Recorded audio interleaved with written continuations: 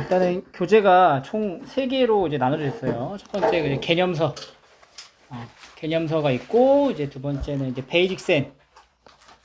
그리고 이제 라이트 센. 이렇게 이제 구성이 돼 있어. 그래서 이제 학원에서는, 1회차에서는 이제 1회독 할 때는 개념서하고 베이직 센을 학원에서 풀고 가고, 이제 숙제로 라이트 센을 하시면 됩니다.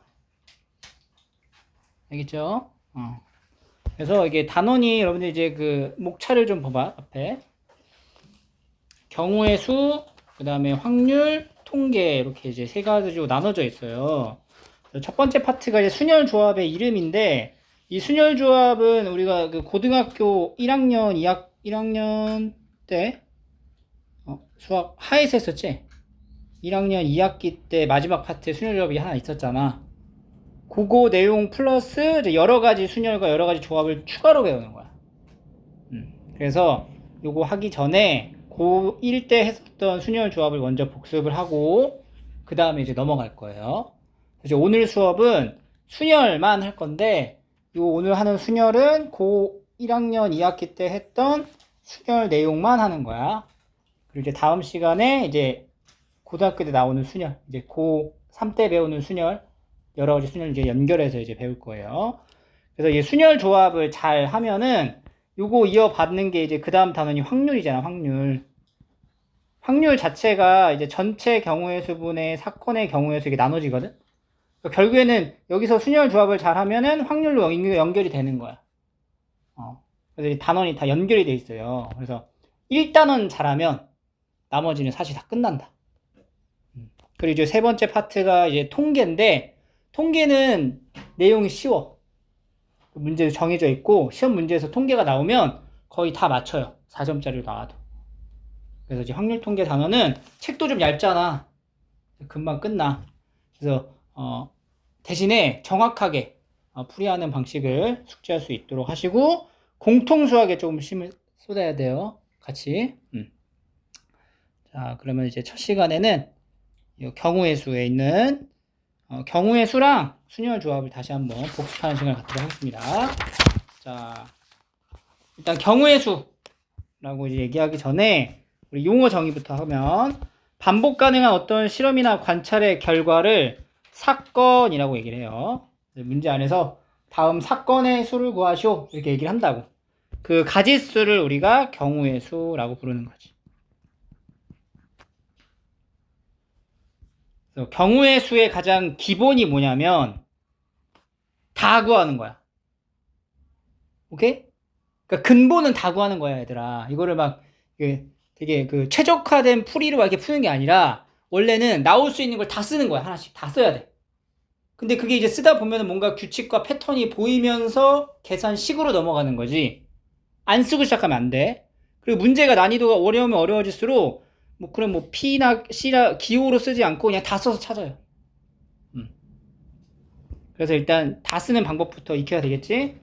그래서 모든 경우를 다 써야 돼. 대신에 빠짐없이 써야 되고 중복되지 않게 구해야 되잖아. 그럼 다 쓸 때 그냥 마구잡이 막 쓰면 안 돼요. 그럼 이제 섞일 거 아니야. 그러니까 뭔가 이제 내 안에 그 뭔가 규칙이 있어야 되겠지. 그지? 그래서 첫 번째 그냥 쓸 때는 예를 들어서 A, B, C 문자를 나열하래. 그럼 몇 가지야 이거? 3팩이잖아, 3팩. 근데 3팩이라고 하기 전에 일단 이걸 나열해서 찾아보는 거지, 원래. 그래서 마구잡이 막 생각나는 대로 쓰지 말고 사전식 배열로 나열을 하거나 아니면 이제 수형도로 표기를 하는 거죠. 사전식 배열이라는 것은 알파벳의 순서대로 A, B, C 중에 A가 가장 먼저 있죠? A, B, C. 그 다음은 A, C, B, B, A, C, B, C, A, C, A, B, C, B, A 이렇게 기준을 잡아서 나열을 해줘야 빠짐없이 중복되지 않게 쓸 수가 있다. 여기 사전식 배열이 하나 있고 두 번째는 수형도라고 해서 이제 마인드맵 그리는 것처럼 A로 시작하면 두 번째 올 수 있는 게 이제 B랑 C로 나뉘어지죠. 근데 두 번째 B가 오면은 여기는 C, 여기는 A 이렇게 이게 수형도야. B로 시작하면 A, C, 그럼 여기 C, 여기 A. C로 시작하면 B, A, B. A 오면 B, B 오면 A 이렇게 해서 6가지가 나온다. 그래서 원래는 경우의 수를 구하라. 그럼 이렇게 다 나열해서 찾는 거예요. 근데 이게 나열을 하다 보면 뭔가 규칙과 패턴을 볼 수 있게 돼, 눈으로. 그럼 그때부터 이제 법칙을 이용해서 덧셈이나 곱셈으로 연결을 하는 거지. 그래서 첫 번째가 합의 법칙. 주사위 2개를 던져. 눈의 수의 합이 3이나 5가 나와야 된대. 그럼 합이 3이 나오는 경우 첫 번째 던져서 합이 3이 나오려면은 첫 번째 1이 나오고 두 번째 2가 나오거나 첫 번째 2가 나오고 1이 나오는 두 가지의 경우가 있는 거죠. 이게 두 번째는 이제 합이 5가 되는 경우가 있어요. 그러면 1, 4, 2, 3 이것도 봐봐. 이것도 쓸 때 봐봐. 그냥 막 생각나면 쓰는 게 아니라 여기 1 썼으면 1보다 하나 더 큰 2 쓰는 거지. 이렇게 순차적으로 이렇게 쓰는 거야. 그래서 4가지. 그럼 이제 이 2가지 나온 거랑 이 4가지 나온 거랑 합쳐서 몇 가지야? 6가지가 된다. 이게 이제 합 법칙을 얘기하는 거예요. 6가지. 얘가 최종적인 답이 되겠죠. 나온 2가지의 경우를 뭐 했어, 우리가? 더했다. 그래서 두 사건 A, B가 동시에 일어나지 않을 때 이런 상황이 동시에 일어나지 않는 거야. 그러니까 3이 나오는 거랑 합이 5가 나오는 상황 자체가 연결되는 게 아니잖아. 아예 독립적으로 있는 상황인 거지. 그걸 동시에 일어나지 않는다라고 표현을 하고 그때는 우리가 사건 A와 사건 B 또는 이렇게 이런 단어를 쓰는 거고 그때 경우의 수를 더한다.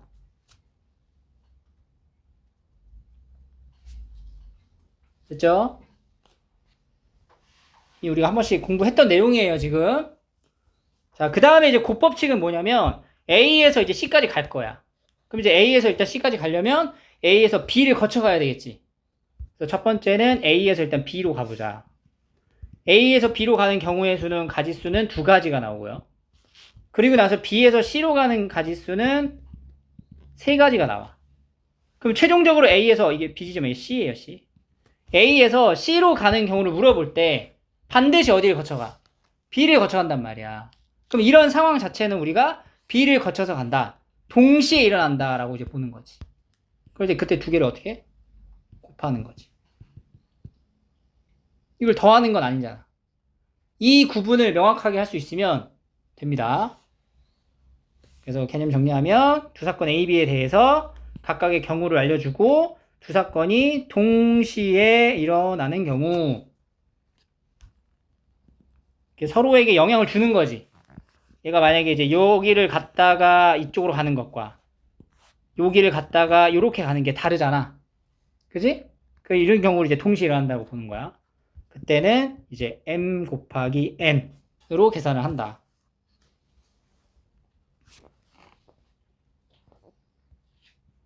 그래서 우리가 이제 문제를 보면은 언제 합법칙을 쓰고 언제 곱배법칙을 쓰냐 동시에 라는 키워드를 이제 잘 체크를 하시면 되는 건데 다른 키워드로 보면은 이제 또는 뭐뭐이거나 이런 표현이 들어가면 합의 법칙을 이용해서 각각의 경우를 더하는 거야. 분류해 놓은 경우를 더하는 거지. 그리고 곱의 법칙은 뭐 함께 그리고 동시에 연이어 잇따라 이런 표현이 들어가면 이제 곱의 법칙으로 연결을 하는 거지. 그래서 합의 법칙 영어로 그냥 5월 곱의 법칙은 and 이거예요. 그래서 우리가 이제 경우의 수를 구하는 방법이 첫 번째 가장 근본적으로 뭐라고? 일일이 센다. 다 세는 거야. 사전식 배열이나 또는 수형도를 이용해서 하나씩 다 세는 거야. 근데 이걸 이제 분류해야 되는 경우가 있어요. 분류를 해서 이제 계산하는 합 혹은 곱의 법칙을 이용해서 경우의 수를 찾기도 하고 이제 뒤에 나오는 순열 조합을 이용해서 이제 문제를 이제 경우의 수를 찾는 거지. 이게 가장 이제 큰 틀이 될 거예요. 자, 그럼 선생님이 나눠준 프린트, 문제 프린트를 일단 먼저 보세요. 없습니다. 자, 여기 유형 93 번갈아 서는 순열의 수. 자, 중학생 2명하고 고등학생 2명을 일렬로 세울 때 중학생과 고등학생을 번갈아 가며 세워라.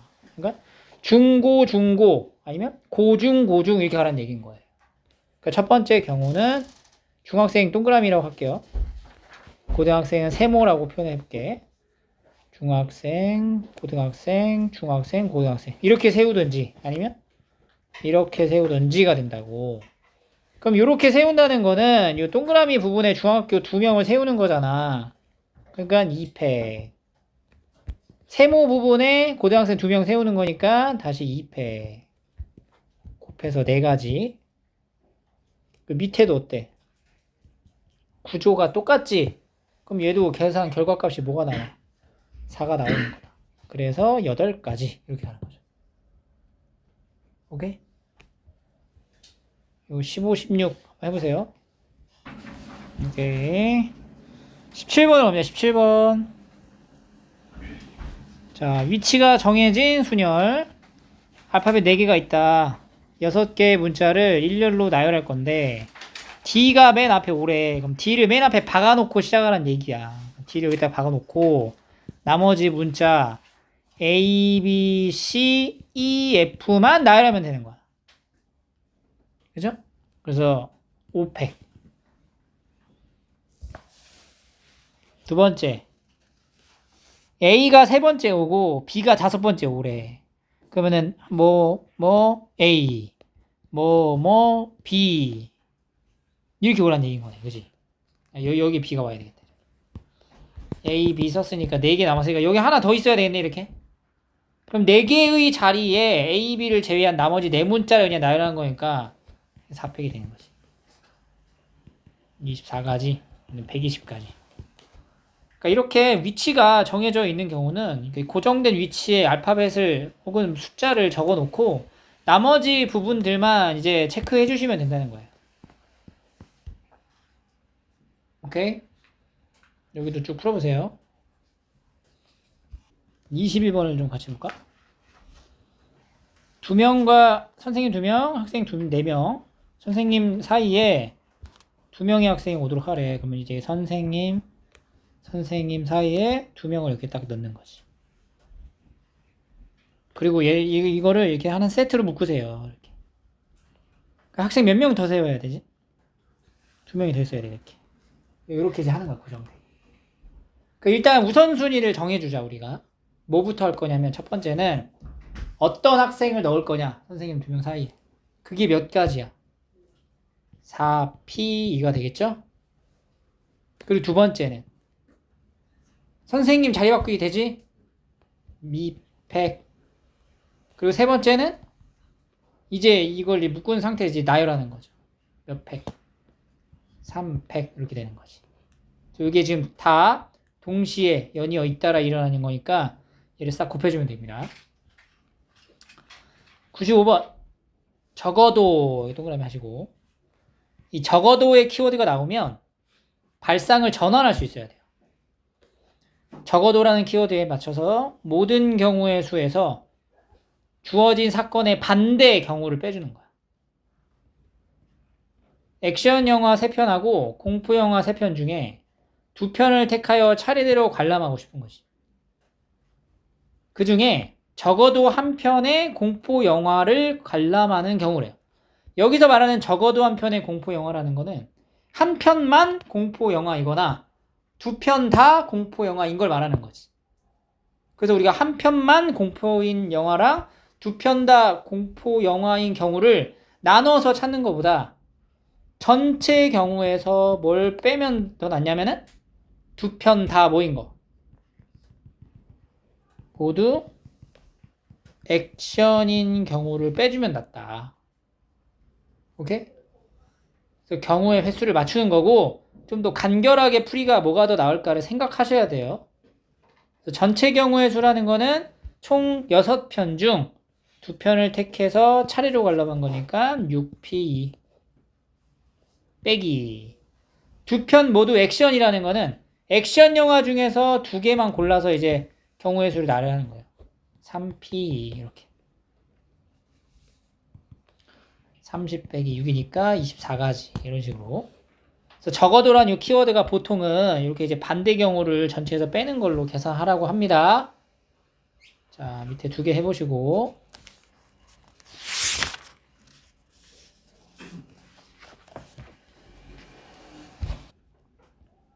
(25번을) 좀 볼까요? 여자 넷, 남자 셋, 일렬로 세울 거다.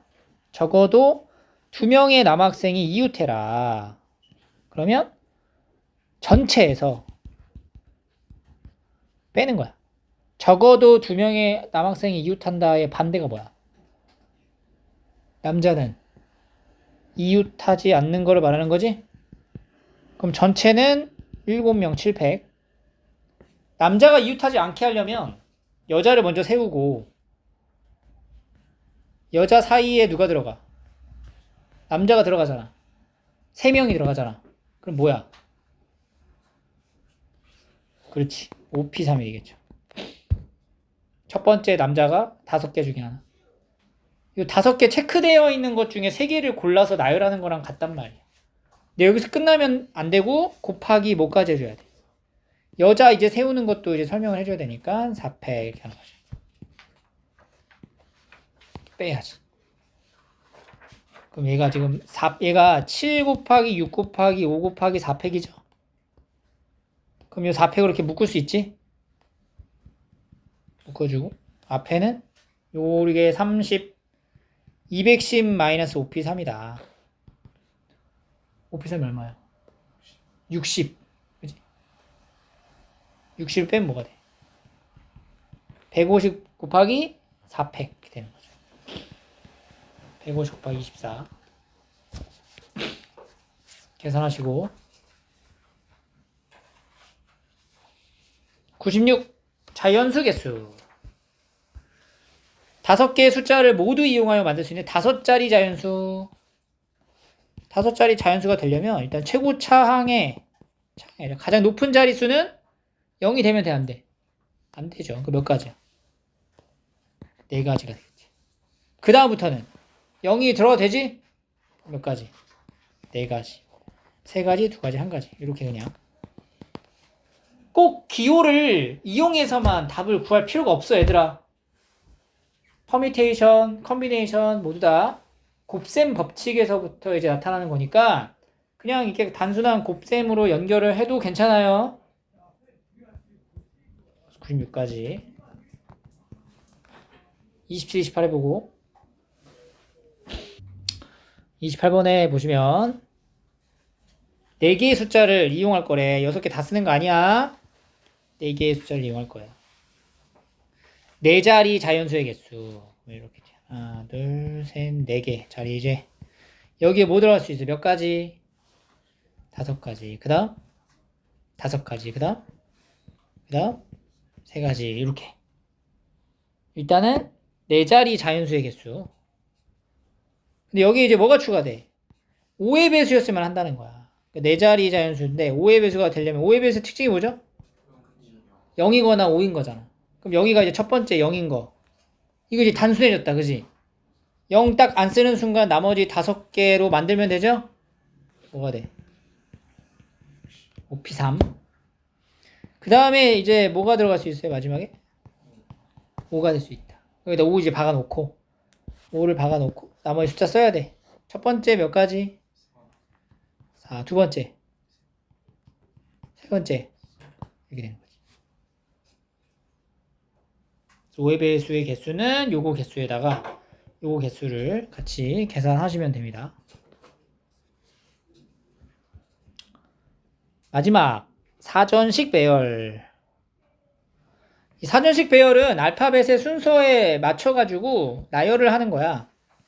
A, B, C, D가 가장 알파벳 순서대로 맞춘 거죠? 이거 다음 문자가 뭐야? A, B, D, C 이게 다음 숫자가 돼요. 끝에 있는 부분의 순서를 좀 바꾸는 거지. 그래서 이걸 좀 이용해서 B, C, D, A가 몇 번째 오냐. 맨 앞에 이제 A가 왔잖아? A가 왔을 때 나머지 뒤가 막 이제 왔다 갔다 할 거 아니야? 이게 몇 가지가 나오냐고.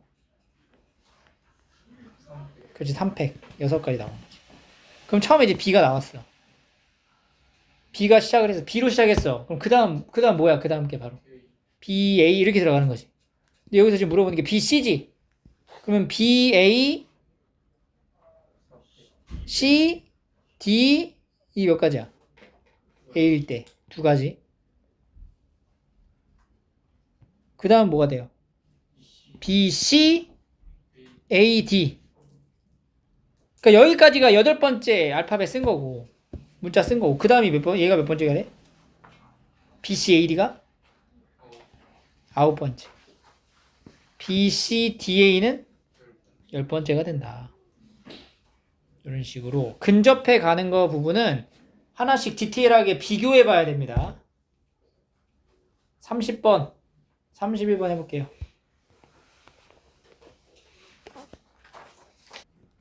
31번 해볼까? 5자리를 만들 거다. 56번째로 작은 거야. 이걸 또 큰 걸로 찾으시면 안 돼요. 작은 거. 그럼 제일 작은 게 뭐냐? 1.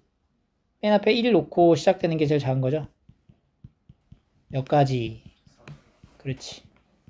24가지. 그 다음 오는 숫자가 뭐야 돼? 2. 또 몇 가지? 그럼 여기까지가 몇 번째 문자를 쓴 거냐면 48번째까지 숫자를 적은 거야. 그럼 49번째가 뭐가 돼? 3, 0, 1, 2, 4. 얘가 49번째. 여기서 이제 천천히 56번째까지 가는 거죠, 사실. 근데 봐봐. 어차피 여기가 이제 3, 0으로 시작되면 여기 3개만 나열할 거 아니야. 이게 몇 가지야? 3팩 6가지지. 그러면 이거 더하면 이제 몇 가지가 돼, 총? 54번째가 되는 거네. 그럼 55번째는 3, 1, 0, 2, 4. 얘가 55번째. 56번째는 3, 1, 0, 4, 2. 얘가 56번째. 3, 1, 0, 4, 2. 2번. 이렇게 이제 찾는 거죠. 알겠죠? 자, 이렇게 해서 우리가 순열에 대한 기본적인 배경 지식을 지금 공부하고 있어요. 고1 과정의 내용입니다. 이미 했던 복습이고 나머지 문제들은 마무리할 수 있도록 하시고요.